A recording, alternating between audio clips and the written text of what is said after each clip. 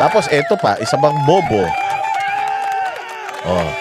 Eto pa isa pang bobo, si Rimulya. Oh, ito yung kay Rimulya. Oh, pakinggan natin 'to. Yung gustong mangyari ni Rimulya diyan sa mga nangyayaring insidente ngayon. Ang Interior Department sa tumataas na bilang ng mga krimeng may kinalaman sa baril. Aba, kaya naman itong si DILG Secretary John Vic Rimulya gustong repasuhin ang batas na tinatawag na Robin Padilla Law.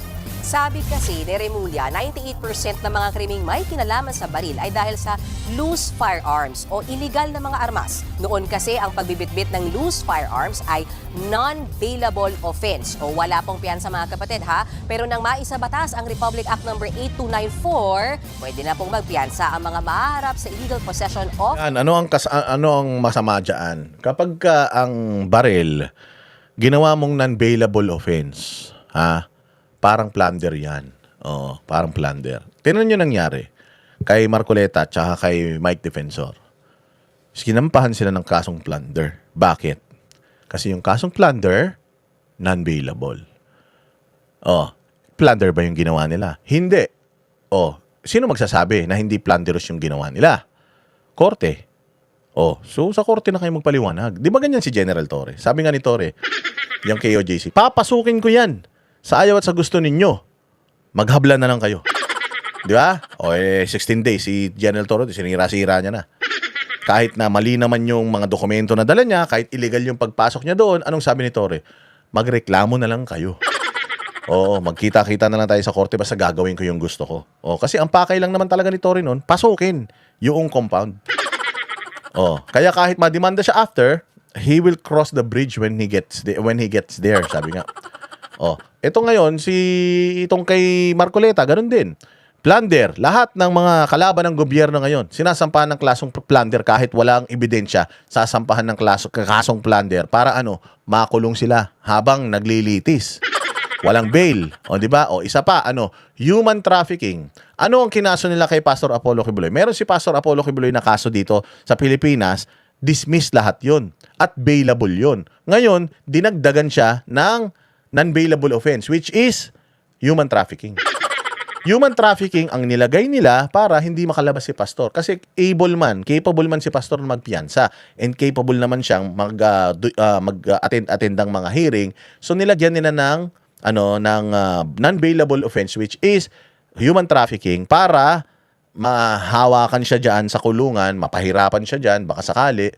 Kahit ma-dismiss yung kaso niya, maikulong natin siya ng 4 na taon, hindi siya makapagsalita laban sa gobyerno ng 4 na taon, malapit naman na matapos si Marcos. Pag natapos siguro si Marcos, baka makalabas na yan. Sana nga, mas maaga pa. Pero yun ang punto ron eh. The reason why he was put behind bars at mawala siya ng access sa kalayaan para hindi na rin siya malayang makapagsalita, mapigilan. Tama? O, kaya nilagyan siya ng kasong ganyan. O, ngayon Harry Roque, ganun din. The reason why si Harry Roque hindi makauwi-uwi dito kasi nga, nilagyan siya ng human trafficking na kaso, which is non-bailable. Pag umuwi siya dito, makukulong siya. Pero kung ang human trafficking, merong bail, matagal nang umuwi yan si Harry Roque kasi kaya niyang labanan yan sa korte, pero ayoko na nakakulong. Kaya hindi umuwi yan, nag-asylum, kasi nga, yun ang kinaso sa kanya, non-bailable. O itong mag-ina, na si Leandro Lebiste, tsaka yung nanay niya na si Ligarda. Kaya sila tumakas ngayon kasi nga sasampahan sila ng kasong plunder. Ang plunder is non-bailable. O, ngayon, totoo ba yung kinakaso sa kanila o hindi? O, it's up to the courts. Ang problema, yung nagsasampa ng kaso, putang ina baliw. Yung nagsasampa ng kaso si Boying, putya aso ni Bongbong, lahat ng mga tinik sa lalamunan ni Bongbong, ayan, naipakulong na nito ni Boying Rimulya. Bukod dito sa pinsan niya, non-bailable. O itong Martin Romualdez, tumatakas ba? Gustong tumakas, di ba? Kasi nga, non-bailable din yung kaso niya. Si Alice Guo, nakulong, non-bailable. O, yun ang problema. Kapag itong baril na bailable, gagawin nating non-bailable, pucha yan. Ay, grabe. Gagawin na naman nilang yan. Lahat ng mga kalaban nila sa gobyerno, katulad kami mga vlogger, kunyari, i-stop kami sa isang traffic stop, halimbawa, o sira yung ilaw mo sa likod. Tapos daglagan nila kami ng baril sa sasakyan. Ang dali na magtanim, napakadali magtanim ng baril. Pag tinaniman kanila ng baril, nahulihan ko, oh, may baril ka dito, may lisensya ba to? Hindi akin yan. Nasa loob ng sasakyan mo. Kulong ka. Habang hindi natatapos yung kaso mo, nakakulong ka dahil dun sa baril na itinanim nila sa'yo. Ulul. John Vic Rimulya, hindi solusyon yan. Kapag ginawa mong non-bailable yung pagdadala ng loose firearms, putsang gagamitin nyo yan laban sa mga kalaban nyo, ulul nyo. Halimbawa, si John Vic Rimulya may kalaban na politiko. Oh, putya, maglagay lang siya doon ng loose firearms sa sasakyan nun. Kutsabahin lang niya yung katulong, maglagay lang sa compartment ng sasakyan. Oh, nakasakay siya sa kotse, tapos biglang nagkaroon ng checkpoint, nakita yun. Putya, mantakin mo, hindi ka makakalabas. Delikado yan, boss. Delikado yan. Oh, si Erich dapat kasuhan ng human trafficking dahil sinabi ng 18 Marines na dinideliveran siya ng babae, di ba? Oh, pero John Vic Rimulya, sobrang delikado po niyan yung gusto nyong panukala. Mga ulol kayo. Tangina, gagamitin yun lang. Yung droga nga, ang daling iplanta eh. Oh, yung droga, ang daling iplanta. Yan pa kaya, baril, putya yan. Magkumuha ka lang ng baril, isin mo yung yung serial number, tapos itapon mo sa kalaban mo, isumbong mo sa pulis, puta, habang buhay na siya makukulong or non-bailable, habang naghihiring siya, hindi siya makakalabas, di ba? So, sobrang delikado nito. Rimulya, ang pinakamaganda nito, wag mo nang pakialaman yung batas, putang ina, wala kang alam sa batas eh. Ang gawin mo na lang, bilang isang DILG secretary, wag ka na magpanukala ng mga ganyan. Hindi mo trabaho yan. Ang trabaho mo, pangalagaan, yung publiko. Doon ka mag-focus. Paano mo mapapangalagaan yung mga publiko? O di maglagay ka ng maraming mga pulis sa mga lugar kung saan delikado. Sa paaralan, kung delikado sa paaralan, sa mall, kung delikado sa mall, maglagay ka. O hindi yung pag may rally, nandoon lang kayo. O nandoon lahat ng pulis pag may rally, pero kapag kailangan mo ng tulong, naisnansyan ka, na-hold upan ka, ninakawan ka, putang ina, pag tinawagan mo yung mga otoridad, walang pumupunta. Di ba? Tsaka wala namang kasalanan si Robin sa batas na yan. Actually, sabi nga ni Robin Padilla, meron, sa totoo lang, maganda naman yung panukala mo. Maganda yung panukala mo. Lalong-lalong dinagdagan nga ni Robin eh. Ang gusto ko nga, mas palalimin pa yung kaso at saka yung multa, lalong-lalo na kung ikaw ay taga-gobyerno tapos hindi ka responsable sa mamay-ari mo ng baril. Firearms. Nabansagan lang itong Robin Padilla Law dahil si Robin Padilla ang isa sa kilalang nakinabang sa batas na yan at hindi pa siya senador ang panahon yon. Hindi pa siya mababatas. Yun yung mali na propaganda ng mainstream media, nakinabang. Nakinabang? Paano nakinabang? Convictado yung tao, convicted, may sentensya siya. 20 years, 30 years, kung gaano man kahaba yung kanyang sentensya, depende sa counts.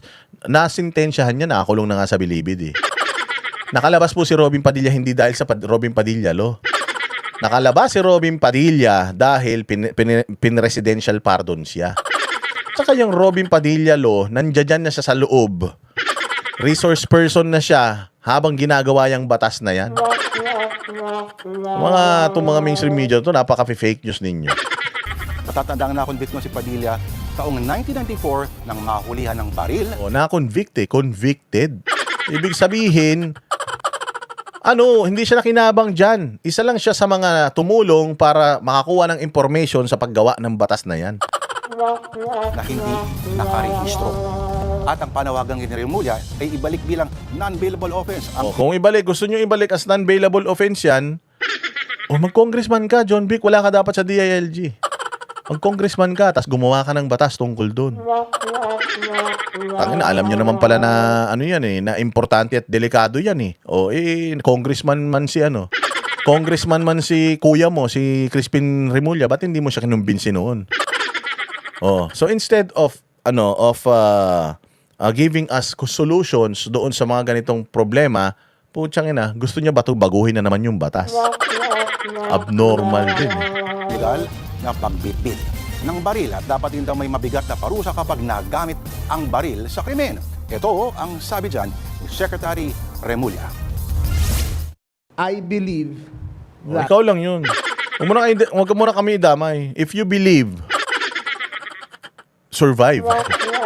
Dream, believe, survive. Starstruck yarn. Paniniwala mo yan eh.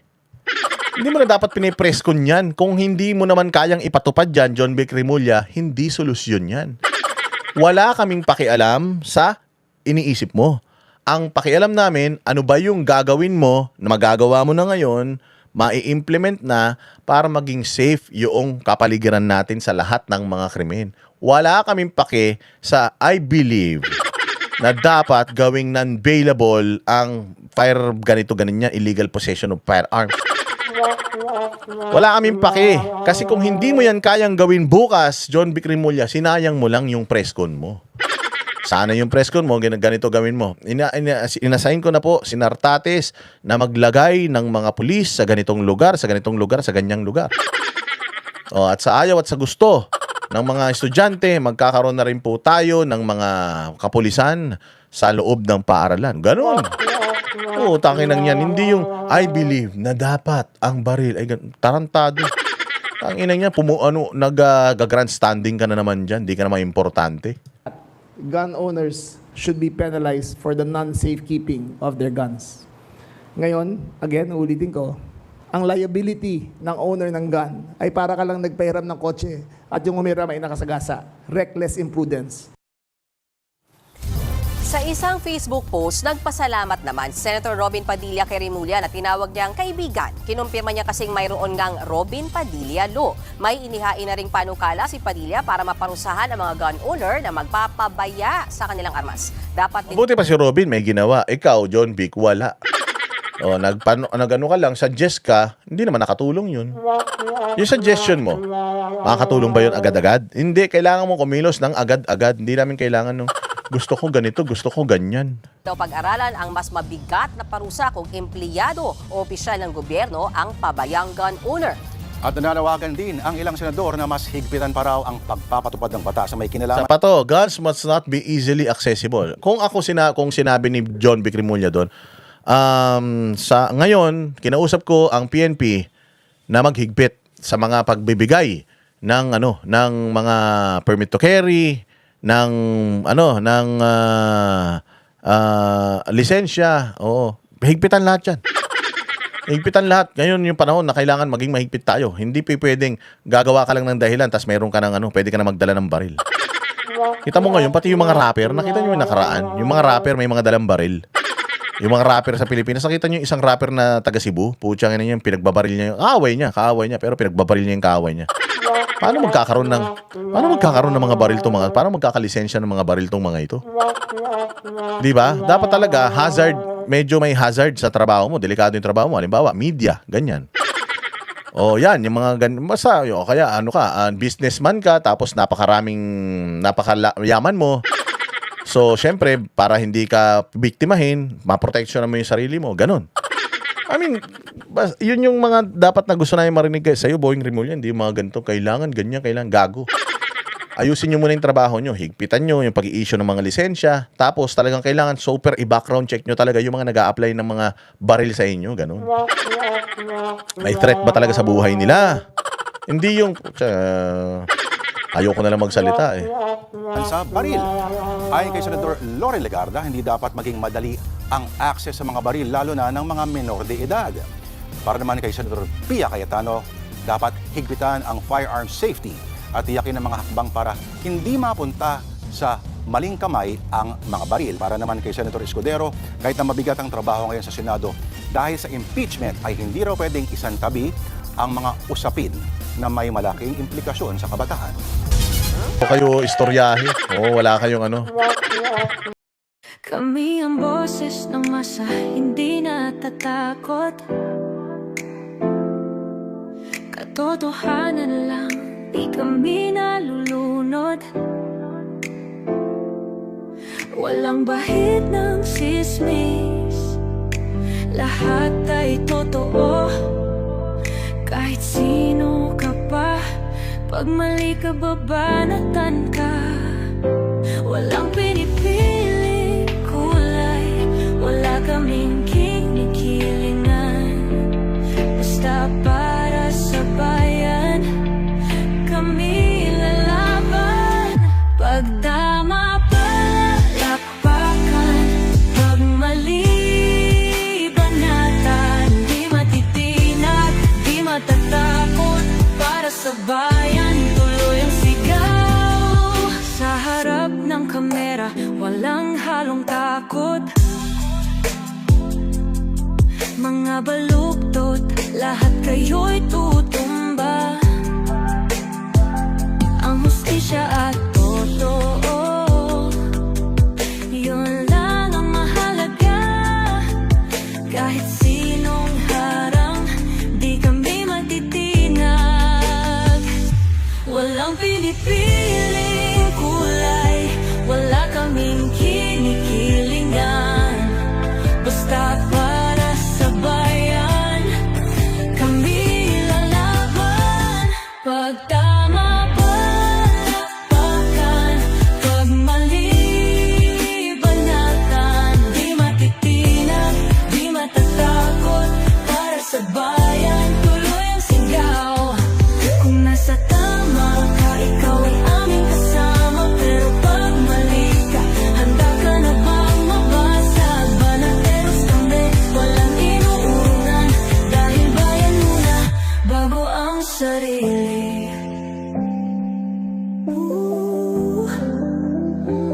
Bago ang sarili.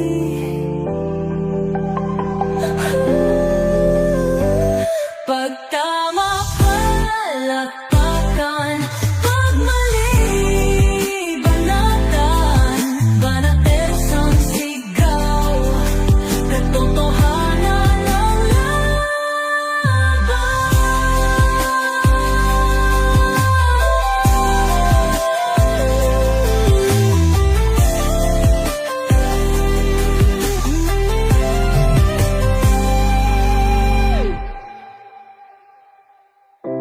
Sa harap